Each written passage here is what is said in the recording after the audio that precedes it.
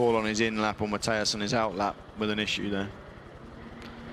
So it's the LMP2 Alpine car of Stefan Richelme that leads in LMP2 in 6th overall. René Rast, the Audi factory driver, of course, in the 26 Arica, as well as the development driver for the Project Cars video game. It's not bad, these racing drivers. They get to do all manner of playtime as well as work. Ledijin is 3rd in the BR engineering car that's run by SMP. And 4th position, it's the all Anglo-Saxon British Stracker, Johnny Kane at the wheel at the moment. And that car could be on for a podium on its swan song. Still the Toyotas reel in the #1 Porsche to try and put a lap on it as they work their way through the traffic. The Porsche has got past the Murphy. Now it's going to get past the Manor. Flash the lights, get out of the way. Those are the 2 Toyotas that you've just been lapped by, and I'm trying to catch them. This is a great battle. Pretty intimidating for these P2 drivers and GTE drivers, seeing these cars coming past them. It's not so much headlight flashing going on as was going on last night, but the guys just, get out my way, we're coming through. You're going to come to a sequence like the Porsche curves, and this is where that gap will ebb and flow. The cars will close back up. You're seeing Timo Bernard there in shot as well, so that's Bernard, who's several laps down ahead of Buemi Conway, and in the same shot our 3rd place car there with Neil Jani at the wheel. So here we go, here's the traffic that I was talking about through the Porsche curves. You're a brave man to go high around whoever that is in the who got well off circuit. Okay, mate, you've got 2 Toyotas and car 2 behind you. You've got 2 Toyotas and then car 2 just behind you. Guy Wilson-Clark there with a message with an undertone, one would suggest. Basically, there are 2 Toyotas behind you. The Porsche's right on the tail. We want the Porsche to lead the Le Mans 24 hours. You know what to do. Yeah, exactly. without saying anything, I think he had that one covered off. So no, they'll Timo Bernard's just pushing on as hard as he can. I get to sit here for 4 more hours of this battle. This is absolutely incredible. Julian Porter's going to have to mud wrestle me to the ground at this rate, because this is absolutely majestic, the Le Mans battle we're getting. I don't want to see that. You don't want to see I don't want to see that. And I'm going to be the man in the middle of it. The Toyotas running 1 and 2 with the Porsche right on the tail. The gap between those 3 cars as we go now, 7 hours to go. We have completed 17 hours of racing, and the gap is 2.2 seconds between the top 3. This is like Steve McQueen's Le Mans all over again. And that was a fictional movie. That was a glorified example of what Le Mans could be. Yeah, absolutely. And this is happening. Real thing. This is the real thing. So BR01 up onto the podium for the first time in the P2 category so far this race. That's massive to see those guys, the SMP racing guys, getting some reward for all their efforts. I think that's the first time we've seen anything other than an Orica in a podium place in the LMP2 class. So those guys will be pressing on extremely hard. That is the last time the BR01 SMP racing chassis will be here at Le Mans. So let's see what they can do. They really, really would love to take that car away with a podium. So see where we are. Stracker Racing only 11 seconds behind those guys, and then we're still seeing Thierry fall down the order. So if either of our guys down in the pit lane can have a look and find out what's going on there with the number 46, it does seem like this is slipping from their grasp. They were, when they first got that car turned round and down the pit lane, looked like they were still going to be in with a shout. Buemi leads, Conway 2nd, Jani 3rd, and here they come on the #1 Porsche. This is going to be interesting. I'm half expecting, if Keanu Reeves is still on the site, I'm half expecting him to wander over to Mark Webber and whisper in his ear, I want Porsche to win Le Mans, in the same sort of style of Steve McQueen and whoever it was that played the team manager in the 1970 movie, because this is the best script for a Le Mans 24 hours you could possibly write. You couldn't even dream this kind of fight. And it's happening right before our very eyes with just under 7 hours to go. That is a WEC race plus an hour. This is absolutely baffling how close it is. Yeah, and the WEC races have been very close so far this year, so if that 6 hours is anything to go by and we don't have a race of attrition, then I think we'll be there and having that scrap down to the last lap. Team manager, car 1, can you please tell your driver he's getting blue flags on the display? He just has the leader behind him. Yeah, doing the right thing there. So Eduardo Freitas just reminding Porsche that they need to play nicely, get Webber out of the way. If he passes too many of those blue flags, the Porsche team will get a penalty. Bernhard. As we see him, yeah, I mean, you'd almost say boxing him in against the Aston there. So, yeah, Bernhard needs to get out of the way. Yeah, still And going he's not. past more blue flags, you know. And he's not. I Freitas. suppose, from his point of view, what's the worst that can happen? The number one car gets a penalty, it's already out of the race. Absolutely, but Eduardo Freitas doesn't look at those things very kindly, you know, so yeah, there you go, he's letting them pass. So he did his best to push them back, but no, Eduardo and his team, they know that what comes around goes around. So yeah, they do a fantastic job of governing this WEC Championship. Yeah, you can do it for a lap, but you can't do the Sylvester Stallone driven thing and get out of the pits and very nearly kill somebody. Yeah, so that's that done, and Anthony Treve is no longer in the pits. It's Gert who's taken over down in the pits. Gert, and can you just confirm to us that Thierry is a retirement? Is Thierry a retirement, we think, potentially? It is a retirement. Oh dear. So the TDS by Thierry car, thanks to Gerd down in the pits, but the Thierry is out. So obviously that shunt, either it did a lot more damage than we thought it did, or there was a bigger underlying problem that caused that crash. That's really sad for those guys. They really had done a fantastic job. They were leading at one point with the Alpine cars for the lead of the class, exactly. But that has brought the BR01 up onto the podium, and those guys at SMP Racing will feel this is some just dessert for all the efforts they've gone to designing a car from a clean sheet of paper, and yeah, doing it the hard way. So you know, we've now got Orica, BR01, and then a Gibson. So again, it would be great to see the Gibson on the podium in its final Le Mans. That car not able to come back next year, being an open cockpit car. The new 2017 regulations will have a selection of 5 chassis to choose from, and a power plant given to us by the Gibson guys, which will be based, I believe, on a Nissan block. Jason Turner, while we were on the subject of movies, reminding us that Steve McQueen, of course, was going to race in the Le Mans 1970 edition with Jackie Stewart, of all people, but the movie studio said, no, don't do it. They actually wrote no racing into his contract, which was about the same sort of time The Great Escape came out. I mean, can you imagine Steve McQueen and Jackie Stewart in a 917? That could have won it. That could easily have won that race. Yeah, absolutely. Yeah, don't know how good Steve McQueen really was, but yeah, 917 was a pretty good car. So the Toyotas 1 and 2, Buemi in front of Conway, 2 sprint specialists. But the trend is get a few sprint specialists who know what they're doing, because the way that Le Mans ebbs and flows nowadays, it really is 4 WEC sprints within the space of 24 hours. Yeah. It is so tight and so tense. And these guys are pushing it to the extreme here. Just wondering what we're going to see on this replay.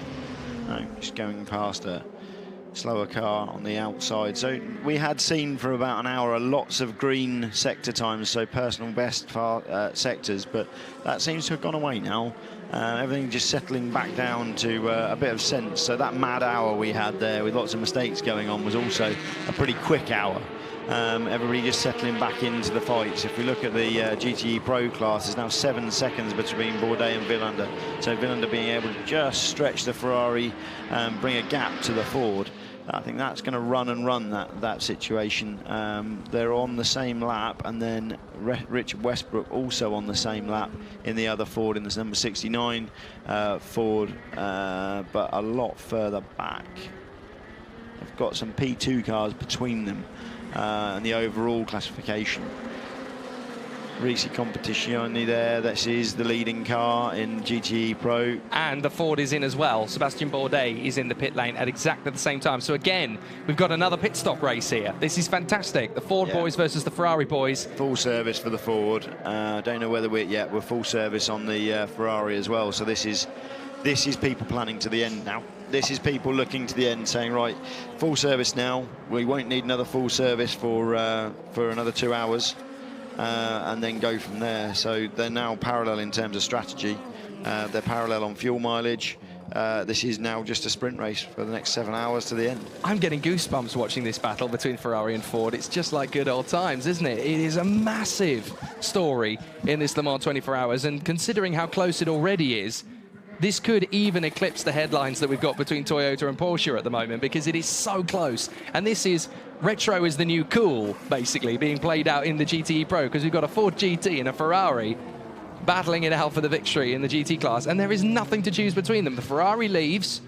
If all has gone to plan at Ford, they should be leaving 7 seconds ago. So the Ferrari has done a good job. The Ford taking a little bit longer, so the gap has opened up a little bit there as a result of that pit stop. Sebastian Bourdais shuts the door. There's been a driver change there, and I think there's been a driver change at Ferrari as well. It's Matteo Malucelli who's now in the car. So Malucelli's in. Who's in the 68 Ford now? That's going to be leaving the pits. It's Muller. Bourdais lost 14 seconds there on the stop, so that's not down to fuel fill time. That's all equalised through the restrictors in the fuel rig. That's just down to, I think, seeing the four guys adding a bit of oil as well. So they've just got more done, and hopefully they can bring that time back down to close the gap. So 14 seconds lost in the pits for the Ford. It's the Toyota now, number 6 Toyota, Mike Conway, chasing down Sebastian Buemi. The number 2 car now in camera shot, 4 seconds between them, 5 seconds covering our top 3 overall. So close. So close. The gap on the GTE Pro battle, which is our other major battle, very close battle, it's now 22 seconds, so the 7+2 does give us the gap that we were expecting. Just look at the graphic at the top of the screen. This is how much speed the Porsche 919 Hybrid carries through the Porsche curves. Through the faster curves, that was at 260 kilometers an hour. The amount of G that a driver must go through those Porsche curves must be mind-blowing. You're talking fighter pilot. Yeah, no, absolutely, and that's a very narrow section of circuit with walls very close either side. They're brave boys. Jake Robson asks, are you surprised we haven't seen any big crashes regarding LMP cars lapping GTs? This year, no, I'm not. These guys are all professionals, you know, even the amateurs, the gentlemen drivers are extremely professional and take this sport extremely seriously. You know, it's about being respectful. If you ask me, the LMP drivers being respectful of the GTE cars. They shouldn't be expected to jump out the way because there's an LMP car coming through. There's been contact, we've seen that. We know that there is wounding on the number 6 Toyota from contact, wheel-to-wheel contact with the GTE Ferrari. So it has happened, but I just think a lot more space being given, and the system's improving within the cars, a lot more visibility around the cars with inboard cameras, rear-facing cameras. So no excuse really for driving into one another. Yeah, the general guide to etiquette when lapping a car is that the lapped car is not going to move off the racing line. It's the duty of the car that's faster to go around the car, so pick the moment wisely to go round. It's not the duty of the car who's slower in front to get out of the way unnecessarily. They're driving their own race, so it's basically the duty of the prototypes to make the move at the appropriate time and pull out, because that's the safest thing to do. It's the safest thing for a GT car to do. If you've got a slower car in front of you, weaving around all over the place trying to get out of your way, that actually causes more problems than it solves. So from a GT driver's point of view, you just keep driving on the racing line. As long as you don't deliberately block, you're doing fine. Yeah, absolutely. So down the straight, Toyota's 1 and 2. Buemi has opened up the gap to 2.6 seconds with a blinding first sector. He did a 32.8 on the last. He seems to have got very lucky with the traffic. His teammate Conway seems to have been a little bit held up. But again, it's the ebb and flow. I have a feeling it's going to come back to Conway before too long, just because we've got a nice little cluster of slower cars up the road, and that's not even the one we're looking at. So Conway still within striking distance of the lead of this race. As into the pits comes the Greaves 41 with Memo Rojas at the wheel. That car has steadily been increasing its form and has moved up into 6th overall in the LMP2 category. Somebody is asking on Twitter, can we, for the newbies, explain the differences between LMP1, LMP2, GTE, Pro and Am. Not today. I'd love to say we could for the newbies. The key factors, just a really brief one. The LMP1 cars driven by manufacturers, LMP1H, two classes there. The H, the hybrids, carrying, in this instance, this year, all three of them, battery packs that are giving them an amount of electrical energy deployed differently depending on which of the manufacturers you're in. And then the LMP1L is just pure turbocharged engines in that case, turbocharged V8 from AER, powering all three of those cars. Not that any of them are really still running and with us. We have got one of the Rebellion still going around.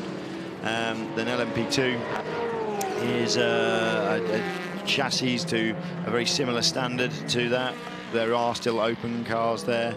Engines produced by Nissan in the majority. We have got Hondas and Judd engines in that class. But those cars, about 450 horsepower, are lapping, pretty respectively compared to the LMP1 cars. But yeah, they're designed for a gentleman racer to come in and drive them. GTE, Pro and Am. The cars are very similar. This year's the first year we have a change again between these two classes, where we've got the Pro cars with new aero packages, a lot more downforce and going slightly faster than the AM cars. But again, those cars have to be based on a production road car. The Ford is here with a waiver because we don't yet have the production road car for sale. But they are the GTE cars, generally a production car converted to be a race car. I'll tell you what, I'm impressed you managed to do that in such a short space of time. I've never been able to explain it that quickly. That's brilliant. Michael Lancaster actually makes a point on that, the Ford waiver, is that Ford has announced they'll make 400 GTs. That's a lot. I think they're all sold. Yeah, they are all sold. I think you had to be invited to buy one, is what I understand. That's a pretty exclusive club. You can bet that all 6 of their drivers were offered one. Yeah, absolutely. I mean, McLaren No, were, all 12. Sorry, all 12 of their drivers were offered one. I'd be surprised, but I think Mr. Franchitti might have bought one.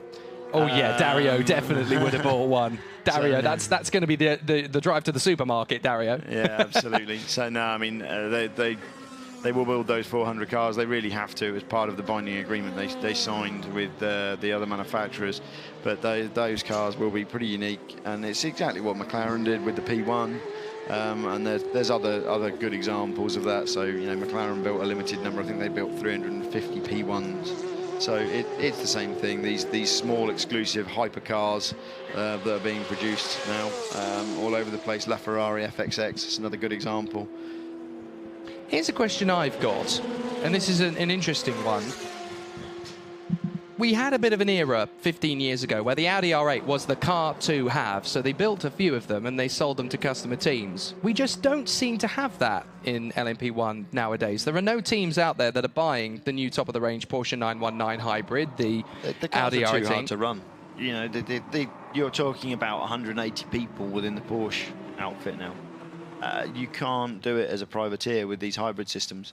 They're so complex. You are not in a position where somebody can take a Porsche 919 and run it. Just the resources required to run those cars, just absolutely too great.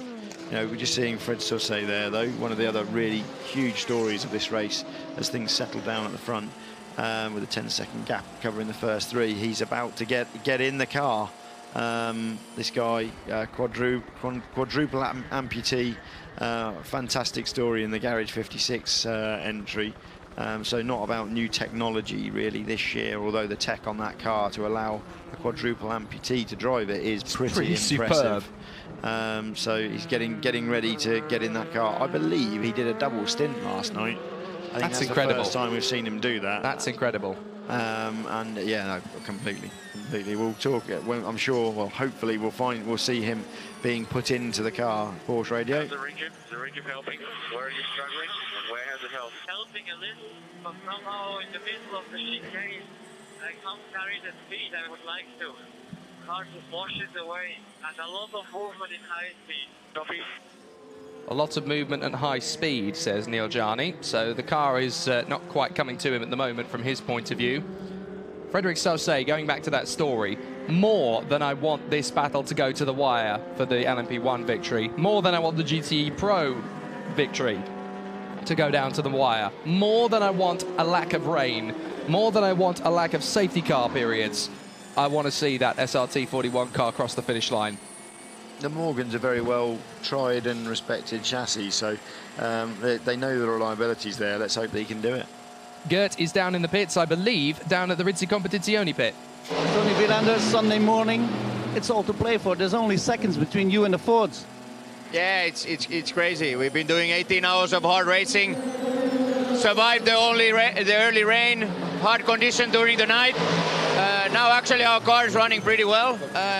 We were lucky with one of the slow zones against Ford, but again they were lucky with the safety car. The whole gap was cancelled, so I had to push like hell for the last 4 laps to get close to a 10-second gap, and we had some issues on the pit stop, and theirs was even worse. So now the gap is around 20 seconds, and we keep pushing and see what happens in the end.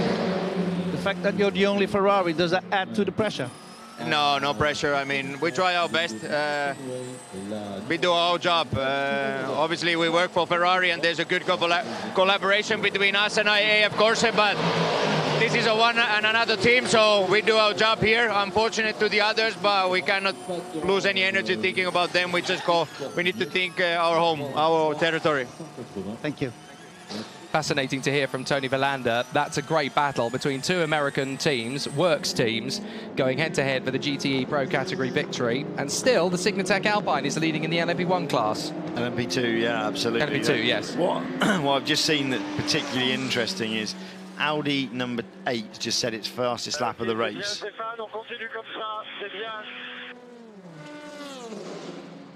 Didn't quite hear, unfortunately, what the Signatec said. I think it may have been in French. Oh dear. So, no, right, we've got the Audi just set its fastest lap of the race, a 3:23. They're far from out of this. We kind of dismissed the fact, oh, Audi number 8's not there, you know, the battle that we're being 12 seconds between the first 3. The Audi's only a lap back. And it's just set its fastest lap of the race. It's very true. We're talking about Toyota and Porsche, Toyota and Porsche, Toyota and Porsche. The Audi is only a lap adrift and in 4th position. Why are we counting them out at the moment? We shouldn't be. No. I think, you know, since we've come on, we've kind of dismissed it. But then just seeing that green fastest personal best for the Audi number 8, suddenly reminds you that, hang on, this is Audi. Never count Audi out. They're only a lap back. They can do this still. There's still plenty of time for them to do pull off something massive. You know, could we have Toyota, Porsche, Audi in any particular order on the Toyota radio on the podium? Toyota radio. What should I do? Just try to be consistent in your driving style. It's all okay. Try to be consistent in driving style. Interesting to hear Buemi asking the engineer what should he do.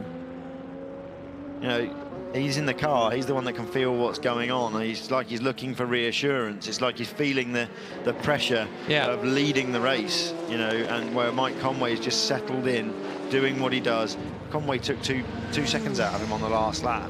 I think Sebastian Buemi getting himself quite agitated now, just needing to just calm it down before a mistake happens. But I think he's aware of the fact that there's still 6 hours and 40 minutes to go. He can't really sit on his laurels and just sprint away. He's got to nurse the car as much as he has push it. He can't, but, you know, he's talking about a balance issue there, but looking to the engineer for the solution. You know, at the end of the day, the engineer's not in that car. Audi now getting warned for track limits on the exit of 6, which is exit of 6 is Porsche curves. No, it's not. It's Tete Rouge on the exit of Tete Rouge. So both the Audis now choosing to really throw it down. Faster, 10 laps behind Duval, but Duval only 1 lap, as we say, behind our leaders. So Audi clearly deciding that it's time to push. Jake Robson on Twitter wants to know a little bit more about the tech that Frédéric Sauce needs to use to drive the car. So very quickly, because we are in the midst of a pretty exciting battle here, basically Sauce, he activates his accelerator and the brake via a conventional pedal system. It's exactly the same. The difference is his seat insert actually has paddles which are connected to the pedals that he works with his thighs. So he's actually using his thigh muscles, basically, to stretch to the pedals. So that's how he works the pedals. Then, because, of course, he doesn't have any hands, so He's then using a prosthetic limb on his right arm. That plugs into an attachment on the steering wheel, and obviously that's then removed and replaced with a conventional one so that Tasso and Bouvet can drive the car. But that basically means he's driving this whole race one-handed. Yeah, absolutely. It's incredible. They've also given him some concessions because of Sarthe's disability, so they tried to make it as easy as possible for him. So the brakes are power-assisted. The ABS has been granted on this car and this car alone, but as a result of that, it's still pretty incredible what he's able to achieve. Yeah, and the gearbox is running in an automatic mode as well for him. But no, absolutely. And the times he's doing, the times he's done all year throughout the European Le Mans series have just been coming down and down and down and down. He practiced through driving a LMP3 car last year, in effect a CN car. He did a lot of laps in that, and I think that car was actually a lot harder for him to drive than this car. With the assistance that he's been given, but he's doing a fantastic job. We've not seen any mistakes from him, none at all. I've never even seen that car go off. No moments, no silliness, just getting it done. Knows what it is that he needs to do when he's in the car, just deliver consistent lap times. You know, we watched him last night hold some traffic up through the Porsche curves. He was holding a couple of GTE cars up and LMP1 cars up, but he stayed online. He just got the job done, came through, and knows what he's doing, knows what he's there to deliver. And yeah, hopefully we'll see that page on that car on the first page of the timing come the end of the race. Is my hope. Do you know, I don't even think I've ever seen that car in the garage. Only when he's been being put in the car. That's it, yeah. Other than being in the garage to be put in the car, I've not seen that car with damage or problems at all. No, absolutely. You know, they lose quite a lot of time installing Fred into the car, but no, he's doing an absolutely fantastic job. Takes about 5-10 minutes to get that done properly, but that's not a surprise. The only other bit of tech that's very different to anything else is the seat. He has to meet the FIA evacuation standard, of course, because for safety reasons, you've got to be able to get out of the car in a hurry. So to enable him to do this, his seat is actually forced upwards by compressed air. So it's, in effect, it's an ejector seat. At the push of a button, it goes up, and then he rolls himself out of the car, and he's very well trained to do that. So anybody thinking, well, that's quite dangerous, isn't it? Well, no, Frederick has practiced this. He can choose when he rolls out or where to. Yeah, absolutely. He's practiced it time and time again, so he knows exactly what to do if the situation occurs. Into the pits again comes the leading LMP2 car. Not standard stop by the looks of it. There's no tyres ready, I don't think. Fuel, windscreen wipe, get those dead bugs off the windshield. Staying in. Ricciardo staying in. Fuel is done, and away he goes. That is a pretty superb routine stop. They're looking good. They just need to keep doing this, basically. Yeah, I mean, LMP2 5-6 years ago, we'd have seen this being a race of attrition. It would be who could spend the least time in the pits. Long gone are those days. You know, now it is a sprint race, much as we're seeing in LMP1 and GTE. Barbara on Twitter, my life as Babs. Fastest speed on a straightaway. I'm guessing that's... Ks-ish. Yeah, 280 Ks? Yeah, 260, 280 Ks. Yeah, not sure. I haven't paid much attention to top speeds this week. It's been one of those factors. Headlines have kind of gone on the top speeds this year because they're all on the same hybrid systems. Last year there was big talk around the top speeds because we had such disparity across the 3 LMP1 cars and the way they delivered them, the 4 LMP1 manufacturers last year with Nissan here as well, and Nissan was actually the quickest thing in a straight line. They were hitting 220 miles an hour. The Nissan last year, on one run when they had full hybrid and petrol engine going, and the slipperiness of that car, which is what the whole thing was designed around. No, we'll keep an eye on the speed traps. I'll try and find some speed traps on the screen. It's a shame I didn't. It's a shame it didn't really work out, the Nissan, because although it was, I won't say it was doomed to failure, because it was a very big, ambitious plan. It was. You're never really going to get something like that to work without, you know, years, potentially even decades of research, because it's just so far from the norm. But I love the audacity of it. You have to question why, 300 engineers based around Ingolstadt and Stuttgart between them haven't come up with driving a car around backwards. Okay, when you explain it like that, that makes me sound very, very slow, but I understand exactly what you're saying. Yeah, like, I know exactly what you're saying. Hold on, you know, they've got the budgets. I mean, from a fan's point of view, it was fantastic cool. From a fan point of view. It was cool because it's completely different from anything else you're ever going to see. Exactly. But there is a reason that it's not done by anybody else. There are 300 engineers in Germany who haven't tried that, you know. But ultimately, I think Ben Bowlby's concept was pretty damn good. But, you know, the Delta Wing was the prime example. What Ben did there was brilliant. That car was running with the P2 cars. That concept's continued to be developed in the USA, being driven by Catherine Legg and Mimo Rojas. You know, it led Daytona. Catherine led Daytona overall. So the concept of the Delta Wing that Ben came out with was pretty good, but I think maybe the Nissan concept just a step too far, trying to apply that concept to the current LMP1 regulations. It's not to say it was a stupid idea, it's that, hang on, the current LMP1 regulations, it's not the ultimate answer. I'm going to stick myself out on the limb and say I absolutely love that Delta Wing. I think it's so cool. The Delta Wing, that whole project has been fantastic, and what they've achieved through that has been pretty good. It's gone away from the original concept somewhat now. But it is a fantastic piece of machinery, and they've had to add some weight to it to get the reliability. But what Catherine showed at Daytona is, you know, it can do it. She absolutely, you know, she drove away from all of those guys. And it would be great to see Catherine Legg here in something, because I think she really proved what she can do at Daytona, and that she is probably the fastest female currently in international motorsport. I'll take that. Yeah, I'd say that's probably right at the moment. Christina Nielsen, who's racing here, is probably a close second, and Christina is currently leading the GTD point standings in the WeatherTech series over in the States. She's a very, very handy peddler, but I think Catherine's experience probably takes it. I'd absolutely agree with that one. Catherine Legg, fastest woman on the planet, best woman on the planet for racing. Yeah, I'd say that's about right. Reed DA, Smarty Pants. Again, he's decided to go after clarification on this tyre rule thing, and apparently 24 Hours of Le Mans themselves have tweeted the teams are limited in terms of the number of tyres they are permitted to use. It's about 40 sets for LMP1. And straight to the rulebook. I'll let you read it. Straight to the rulebook goes Giles Dawson. I've lost my mind. Right, okay. Where is it? What am I looking at here? 7.74. Summary table of tyre limitations per event do not apply to the 24 Hours of Le Mans. Yeah. that Either definitely way, says we'll stop two different books. Two different books saying two different things. That's the FIA current website. So. Avery Hage has tweeted us as well. Regarding top speeds, the P1 cars have reached about 330 to 340 kilometers per hour on the Mulsanne Straight during this race.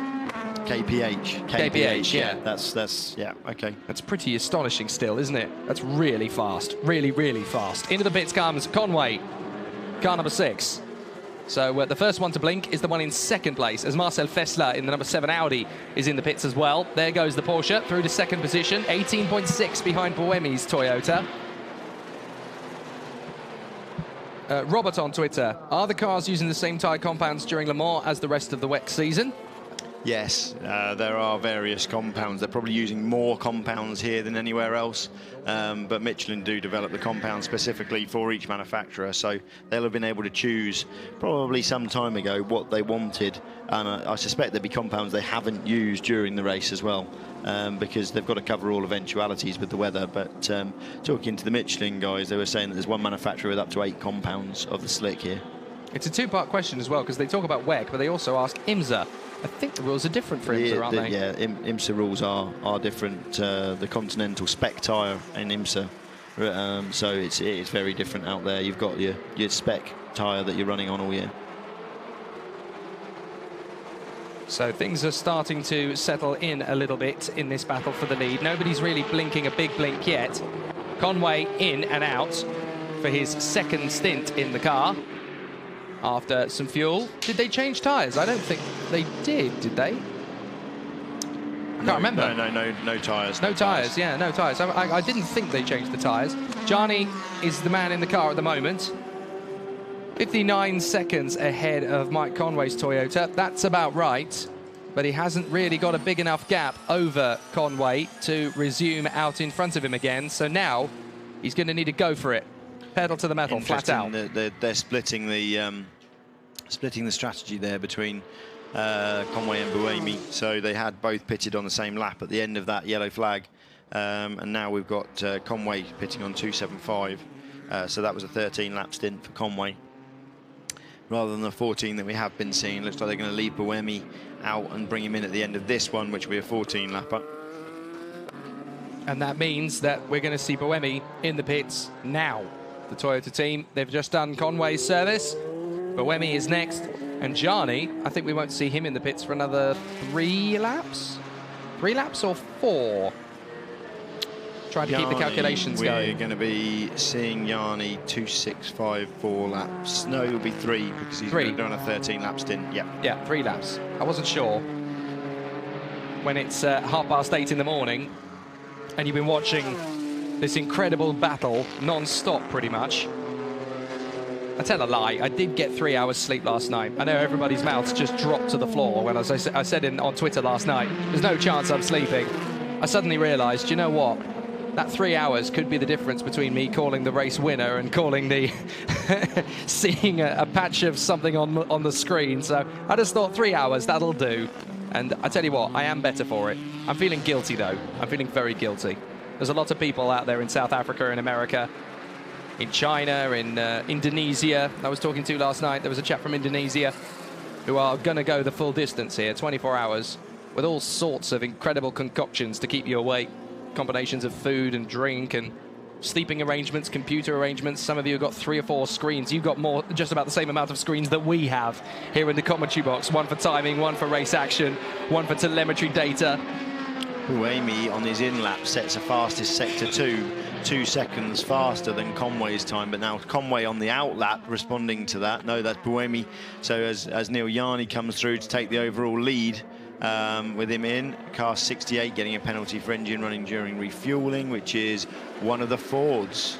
That is one of the Fords. That's a very drive-through penalty for Dirk Muller. The car in second place, 13 seconds off Malucelli. That could be the turning point in this race in the GTE Pro. I wonder whether they've got a problem. I wonder whether that car was left running because they've got a problem. There's no reason a professional outfit like the Chip Ganassi outfit would not leave the engine running during a fuel stop. Unless there was some good reason for it. Porsche darting out of the way of the AAI Corvette rather dramatically there. Let's watch again. Whoops. That was close. Still, the Porsche pushes on. There it is. There's the penalty confirmation for the Ford in second place, driven currently by Dirk Muller, just 12.9 seconds behind Malucelli in the Ferrari, and that is going to be a costly penalty for Ford. That's really going to throw Ferrari a bit of a lifeline. Just trying to work back from the end of the race and work out where we're going to be, because we've got this current 3-lap gap between Yarni and Buemi and Conway on the strategy. So the fuel numbers, it's going to be interesting to see somebody's going to have to do a splash and dash to bring them back into line at the end of the race. Do you know, I think it's going to be Toyota. If anybody's going to have to do a splash and dash, I think it's going to be Toyota. No, I would say the other way. I would say it's going to be the Porsche. Information to the pit lane, drive-through penalty on car 68. Drive-through penalty on car 68 for having the engine running during the refueling. Stewart's decision number 44. I think you're absolutely right, Giles. This is a professional racing team. This is the Works Ford outfit. There's no way they're leaving that engine running during a refueling stop unless they needed to. Yeah, there's something going on there that they want some time to understand, I think. Just looking, though, at this situation with the stops, I think because the thing that we're missing is the fact that the Toyota can go that extra lap consistently on the stint. And I think that's what's going to save them from the splash and dash at the end, which the Porsche is going to owe us. Now, the Porsche, 42 seconds ahead currently, if it was aligned, they're going to be losing a minute and 5 for a full tank. They won't need to take a full tank. They might get away with taking maybe 20, 30 litres. So that time could come down to maybe 50 seconds. it's still a loss that they're going to have to deal with, and they're going to need to start building the gap to be able to do that if it comes to it. But then we know that one of these Toyotas is likely in the next hour to be sent as the hare. If you come into the Le Mans 24 Hours with WEC and IMSA or ELMS testing and data and races coming into this one, you do have a better preparation platform. The proof of that is in the two GTE Pro Porsches, 91 and 92. That's the Porsche Motorsport factory outfit at GT level, and neither of them have made the finish. They're not racing in anything else, those two cars, this year, not even in the United Sports Cars out in America. So... No, they are doing the USCC. Oh, no, sorry, they are doing the USCC. Porsche North America have got them doing that. So this is the Ingolstadt-based GT program, isn't it? Yeah, this is the guys from Manthey Motorsport. And they're not doing program. They're not doing the full WEC campaign. This is the only race they're doing. So even Porsche with a works outfit cannot get the 91 and 92 to the finish in the same way that some of the other teams. Penalty for pit stop. The engine was running when we were fueling. I need you to drive straight through the pits here. Sorry, buddy. I like that. They're apologising. They clearly knew that that was going to be a possibility. It's interesting because I know that they were putting a system on that car whereby the if the nozzle, the refueling nozzle, was entered into the car, the engine would be killed by a switch on that. So I suspect there's a system failure there actually, which is what's caused it. Because I remember having that conversation earlier in the year with the engineers at Multimatic. So probably a system failure. So yeah, I mean. It will be interesting to see how that plays out, the Conway-Buemi-Jarni battle in terms of fuel. It certainly isn't all things equal in terms of fuel at this moment in time, but only time is going to tell, and safety cars will play into that to a degree. The slow zones play into that due to fuel usage and fuel saving. So let's see, nobody knows who's got it right until 3 o'clock. Ferraris are leading in both the GTE AM and Pro categories at the moment. It's going to be a great day at Maranello if things keep going the way they are. The Tricolore will wave across the podium if the Signatech Alpine keeps going the way it is in the hands of Stefan Richelmy, Gustavo Menezes and Nicolas Lapierre. But the Porsche is leading at the moment. However, it's not leading on pure pace at the moment. The Toyotas have managed to get a pit stop, and they are really slamming that gap down. It's down to 42.6 seconds, and Jarni owes us a pit stop. Yeah, absolutely. Yeah, they'll get ahead of him. It'll be tight as to whether Conway gets out ahead of him. Conway really does need to push on now. He's lost 20 seconds to Buemi in this stint so far. So I wonder whether we're now starting to see the split strategy between the 5 and the 6 of send the 5 as the hare, leave Conway in the 6 in reserve and see where we get to. Now, I would hate to be the team manager having to make the call as to which one you send, which one you leave back there in reserve. But it's going to be interesting. The thing that again we're not focusing on, which we really should be, is Audi number 8. Audi number 8 is the fastest car on track at the moment. 3 minutes 22.9. It's 4 seconds a lap quicker than the leading Porsche. 3 seconds a lap quicker than the Toyotas. Audi are not done. No. Audi know that they can pull this back, and it's interesting to see the pace has come to that car. They'll be doing things on the number 7 car to try and work out what they can do to improve the situation with the balance. I tell you what, if Audi win this race, and that's not a million miles away from possibility. People at home thinking, nah, you're off your rocker. It's not. This is Audi, don't forget. They've won 13 of the last 16 Le Mans 24 Hours. You don't do that by accident. If they pull this back, and the lap times suggest they could do it. There's a full WEC race still coming up, 6 hours coming up. Audi could do this. They could actually win the Le Mans 24 Hours. I can't believe we're not including them more in this fight. They're only a lap away. Audi could win this. If they win this, this will be their greatest victory. There's no question about that. Yeah, absolutely. It's the most competitive Le Mans 24 Hour I think we've ever seen. We're just same thing in the LMP2 class. René Rast is now back on board the Orica number 26 G-Drive car, and he is now throwing laps down to try and close the gap to the Alpine number 36 with Ricky Elmi at the wheel at the moment. He's just gone 3 seconds a lap faster. He's a lap down at the moment at 3 seconds in the last lap taken out of the Alpine. So let's see. This is going to be grandstand finish across all cars, across all classes. Muller has now served his penalty in GTE Pro, and the gap to the Malicelli Ferrari is now 38 seconds. So he lost 32 seconds there in the pit lane. Richard Westbrook is now only 1:58 behind in the other Ford. Dirk Muller, he's behind Malicelli. So he's 34 seconds behind his sister car, and gaining. And then in the AM class, Swedler does seem to be able to just keep the gap to the Porsche, but now with David Hamar Hansen bolted into the number 8 Proton competition car. Francois Perrodo in the number 83 Ferrari, another lap back. So still this one lap, and that gap in GTE AM doesn't seem to be coming down.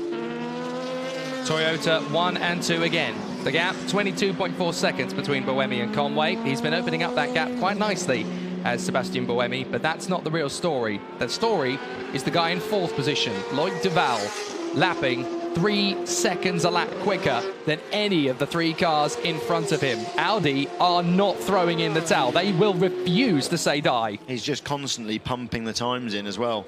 He's now on the out lap. In lap, so Duval in. I need to make a note of that and see where he was in terms of his lap. His lap 277. We know Audi cannot do more than a 13-lap stint.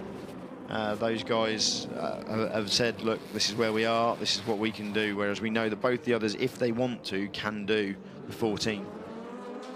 Michael Colonna, what are the factors separating Toyota from the Porsche pit strategy? Is it drivers? Is it tyres? Is it fuel rate? It's a complicated question, but there is a very simple answer, Giles. Go again. The factors separating Toyota from the Porsche pit strategy, what is it? Is it drivers? Is it tyres? Fuel rate? No, it's this extra lap. This extra lap that we're getting out of the Toyotas. They're not the fastest car on track, but they're consistently just pulling time away. Brilliant shot, reading a Disney magazine. That is genuinely... Stolen from his child. That is the best thing I've seen all Le Mans 24 hours. I think this is the point where delirium starts to set in for the mechanics. The thing is, he's probably sitting there thinking, well, this edition of Auto Hebdo, it's really gone down. Absolutely. So, well, let's go down to the pits, because Neil Yarni has just got out of the Porsche and Gertie's with him. Neil, you've just got out of the car. It was a pretty hectic stint and switching positions with the Toyota here on Sunday morning. Still 6 hours to go. What will make the difference, you think? I don't know how the strategies will play out, but it seems to be a head-to-head race. And yeah, everything counts at the moment. Every little thing is counting. It's a straight fight between you and both Toyotas. Are you keeping an eye out on the Audi number 8 as well? It's not that far behind. No, at the moment we're just looking ahead, not that backwards. The fact that you're 1 car against 2, will that play badly, or is that no worry for you? The fact that it's 1 Porsche against 2 Toyota, is that a big factor or not? No, in the end I think both of them want to win as well, so you know, everyone wants to win. Thank you, Neil. Some French radio there from the signature car. So yeah, no, I think summarising what we've been saying in terms of they're pressing on, they're looking forwards, they're not looking back at the Audi. And yeah, Mark Lieb now installed in the Porsche. Let's see, you know, the gap now 50 seconds to Buemi, 51 seconds, and he's completed his out lap. So we'll now see what he can do in terms of sector times. It's an even gap between Buemi, Conway, Lieb, 25 seconds between each one. They always find a way to make people smile, don't they? It's James from Dunlop, James Mitchell, who used to work for the Jota team. James is always of good humour. Yeah, works at McLaren during the week, but brought into the Dunlop fold for for the weekend. He got well and truly stitched up there, didn't he? I will enjoy sending him a message in a moment. JSR Devon and IcePod on Twitter both asked the same question. How many tear-offs do the cars have on their windscreens? Up to 8. Up to 8, okay. And it's interesting because IcePod said he hadn't seen any of the disposable windshields being removed. It's a strange one. You don't want to remove them unless you need to. And the disposable windshields these days aren't just there for cleanliness. They're also there as a toughener for the windscreen. It's amazing how much tougher the windscreens are with those on. Normally, the time you see them coming off is during the early morning. That's when you want to pull them. But yeah, you're absolutely right. I haven't seen them coming off really either. I haven't seen people taking them away. I suppose one flick of gravel, that's a crack in the windscreen at the wrong angle. It is, whereas these films do such a good job of protecting the screen. So no, I mean, I haven't seen any off either, so I totally agree with that. So Toyota, Porsche, Audi is the order at the moment, but we're not counting Audi out of this one yet, despite the fact that they are on lap 279 and Buemi is on lap 280. There's only a lap in it, folks, and there's 6 hours and 12 minutes to go. Anything is still possible, and Audi know that. They've come back from the brink before. They wouldn't have won 13 out of the last 16 Le Mans 24 hours if they didn't know how to cope with adversity. And Loic Duval, in the number 8 Audi, is getting on with this. He's doing everything he can, and he is flying. Yeah, just waiting for some decent sector times from the Audi number 8, but he'll be coming through very shortly. There he is, 32.7. Yep, fastest in the first sector. Fastest in the first sector by some 3/10. So, yeah, he's absolutely on it, and I think that there's only one way forward for those guys now, and that is absolute maximum attack. They've got to take risks, they've got to push through the traffic, and they've just got to hope that those drivers don't make a mistake. On the subject of Audi, JCLs2 on Twitter, could it be possible that Audi has been holding back so far and that they'll surprise us in the last hour? Not a chance in heaven. No, I mean, we've got to remember why they lost the time. Ultimately, the Audis had turbo problems early on the number 7 car, which took that car out of the race, really. That's 10 laps behind its sister car. Those guys then had another issue, which we still don't understand what it was. The car had to come in. They brought number 7 in first. They practiced changing something under the rear deck. On number 7, they lost 4 minutes. They did the same thing on number 8 2 laps later. So they have lost time through mechanical reliability issues. The drivers have been pretty faultless, it has to be said. And they were pretty damn good on the strategy at the start of the race as things went on with the rain. They've only led 2 laps of Le Mans so far. Audi don't do things by halves. They don't hold back. Audi are not known for holding back. They never do. So why would they? No, absolutely no. But I do think what we're seeing now is the drivers being told, look, there's only one chance. Just drive as fast as you can. Yeah, we may get to the podium. We may get the win. We may not. The only thing you can do is drive out of your skin. And that's exactly what Loic Duval and his 2 teammates, it has to be said. It's not just a one-man job. Lucas de Grassi and Oliver Jarvis are both on exactly the same strategy here. Just go for it. And Oliver Jarvis is no slouch, nor is Lucas de Grassi. So they've got 3 incredibly fast racing drivers in that Audi. Paul Marcel Fessler, Benoit Chalieu and Andre Lotterer, who have won Le Mans together 3 times now. They're not really going to get a look in at this rate. I would have said there maybe... There is no chance for those guys. You're not going to lose 4 cars for 10 laps. 1, maybe. Yeah, absolutely. A podium is probably still reasonable for those guys. It's still plausible, but I don't think at this stage in the game we're going to lose that many cars, touch wood. So down the Mulsanne straight once again, heading towards the first chicane. That is the SMP car running in 3rd position in LMP2 with Victor Scheitar in the field. The only driver in the entire field who was also doing the Road to Le Mans race earlier on. Yeah, Victor drove the GT3 Ferrari 488 to victory in the Road to Le Mans GT3 classification. Did a fantastic job there, and I'm sure that the SMP boys very happy with that, and the guys back at the factory at Michelotto also very happy to see their GT3 car winning here at Le Mans. Surely that makes him a glutton for punishment, doing a race like that for an hour on his own and then doing a 24-hour race straight after. No, I think Victor's pretty well respected now. You know, Victor last year, GTE AM driver for the SMP team, and now promoted up into the LMP2 squad, proving why he was put there. Now, you know, he's doing a fantastic job. He is running, he's running 5 seconds off Rene Rast, but that's not a fair reflection. He's running the same pace as all the other top drivers in LMP2, but Rast really is on it now, trying to close the gap to Ricky.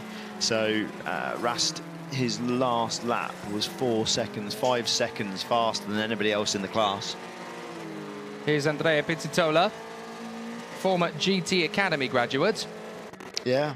Talented racing driver. One of the ones who's managed to make it outside of the GT Academy. Yeah. There's not many of those either. Lucas Ordonez, Jan Mardenborough, and the Japanese winner. I can never remember his name off the top of my head. Somebody who watches the GT Academy. Jan has, will remind me. Jan, I think, will continue to do very well in Japan, but I think the chances of Jan coming back and having much of a European career, frankly, at the moment with the projects Nissan have got on, are slim. But he's definitely becoming a superstar out in Japan. Yeah, Jan is one of those kind of people who is not going to go for a small beer opportunity. He wants big, he wants brash, he wants bold. And the only way you're going to get that is with a factory effort in a very, very strong competition. Hence, Nissan in Super GT. Yeah, it's a great choice for him, to be fair. It is. And you know, they're putting him through an F3 program out there as well. So he knows what he's doing, and he's getting all the experience that he needs. But no, it's good to see these Nissan athletes, these Mo athletes, still in there, and you know, Chris Hoy sharing that car with Pizzitola, and yeah, we'll see where we are at the end of the race.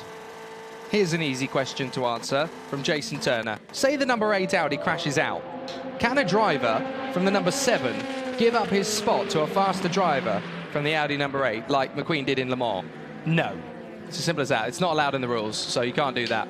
It's similar, but to Cooper McNeil. He obviously fell ill earlier on, and there could very easily have been another driver somewhere down the pit lane who could have taken his place, but that's not in the rules either. So sadly, you can never see that happen. And that happened, unfortunately, with Gunnar Jeanette was here, and he was ready to get in that car during warm-up to do his 5 laps. He was stood there in his suit with his helmet on while they were having the discussion with the FIA about whether they could put him in the car, and unfortunately the FIA had to say, no, look, you can't do this, we're not going to let you in at this stage. I think even with the dispensation of the other teams, they probably wouldn't have allowed that to happen. Nico de Paia, does each team get to choose brand of fuel, or is all fuel supplied by one brand? All fuel is supplied by Shell. It's got 20% ethanol in it. The diesels from Audi have got a stock diesel supplied again by Shell, so that's completely governed by the regulation. 6 hours and 5 minutes to go in the Le Mans 24 hours, and we were talking about it being a 2-horse race. It could just become a 3-horse race again. We cannot underestimate the power of Audi. They are still coming, and they are still lapping at exactly the same pace as the Toyotas and the Porsche now. The Porsche's just done a 3:23.3 to pick up the pace. The Toyotas are on 3:24s, as is the Audi number 8. So it's still a 3-way fight. It has to be. Give it an hour. Yeah, give it an hour. Give it an hour.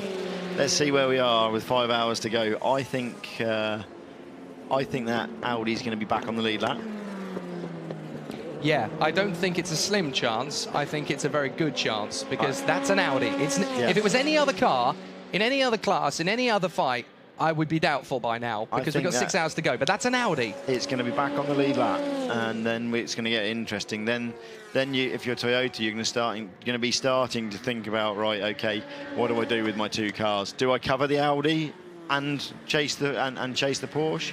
How do we do it? You know, they're going to have some difficult decisions to make, but the difference is Toyota have got 2 bullets in the gun. Audi has led 2 laps of this race. If they take the lead on the last lap, surely that will break the record for the least amount of laps a winner has ever led the Le Mans 24 hours. I'm sure it probably would. That's absolutely astonishing, the story that's playing out here. Loic Duval, Lucas de Grassi, and the third man. Mark Lieb's got the message, 3:22.5 on that last lap, in third place in the third place Porsche. So now chasing down, trying to close the gap to the Toyotas as these pit stops swing through. So Lieb on 52 seconds behind the leader, 21 behind Mike Conway. Conway does seem to be losing a decent chunk of time to Buemi. Buemi's just got it going, got it hooked up, and it's taken 30 seconds out of Conway so far in this stint. So it's a big gap. Conway just gives him a little bit of a response, but that's probably down to traffic through the first sector of this lap. But yeah, Conway 30 seconds lost so far in this stint. And he's just under 3:27.2, so that's 4 seconds in one lap gone. Yeah, I think Conway's the conservative car. I do think Toyota have now made the decision, look, we need to run one car safe, one car fast. I really wouldn't have liked to have been one of the guys on the pit wall to make that call, but my gut feeling is, when we heard Buemi talking about team orders, there'd already been a discussion with Mike Conway before he got in that car. And Mike knew what he needed to do. Mike was going out there to bring consistent fast lap times, quick enough to stay ahead of the Porsche, but not go and break the car. No, Buemi, on the other hand, go, go, go. Yeah, just give it the beans, go for it. And that works as a strategy, because if the number 5 does push itself too far, they've still got one left. And they've still got a great chance. And he's not going to end up a lap down, although 30 seconds over one stint.